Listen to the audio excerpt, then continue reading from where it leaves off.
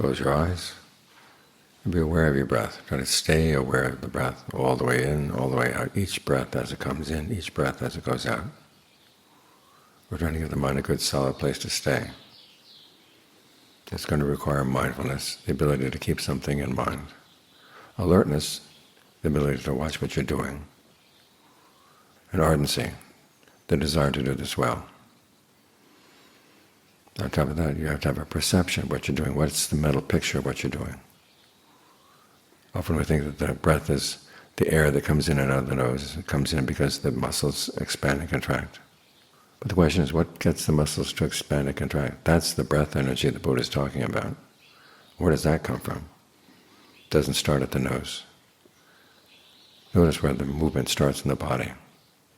Notice how that movement goes through the body. If it goes smoothly, you're fine. If it feels like it's running into obstacles, think of those obstacles relaxing, dissolving away, so that the energy can flow well. You begin to realize that breath is your first experience of the body. Again, we think of the body as something solid, and then the breath comes into the solid. But our first awareness of the body is through the breath energy, through the energy that permeates everything. So try to get in touch with that, because that's the thing that's closest to your mind.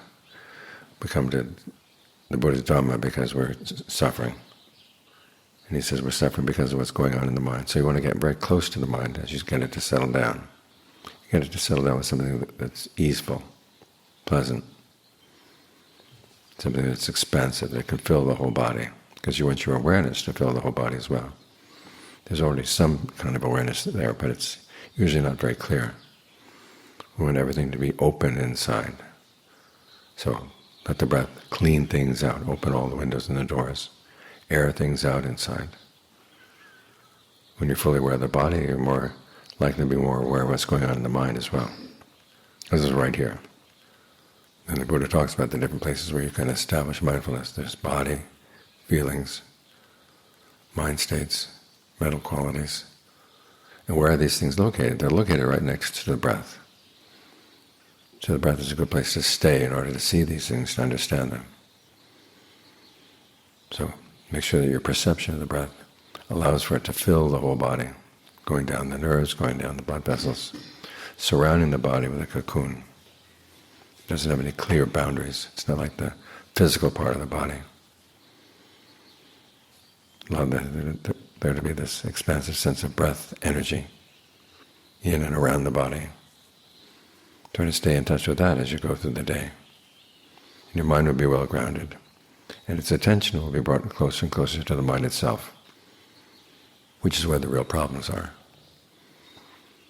But first get the mind settled with the breath so it feels good being here. Because you want to see the mind clearly, it's best to give it something good to do. If the mind is not doing good things, it's difficult to watch it. You don't want to watch it when you're doing unskillful things. But if you're doing something skillful, then you're happy to watch your mind. Then you can learn a lot about it. As the Buddha said, the reason we're suffering is because of ignorance, and it's ignorance of our own mind, what the mind is doing. So focus your attention right here, right at the breath, and be as close to the mind as you can. And the movements in the mind will actually show themselves in the breath. So set up your camp right here, because this is where all the important things are happening.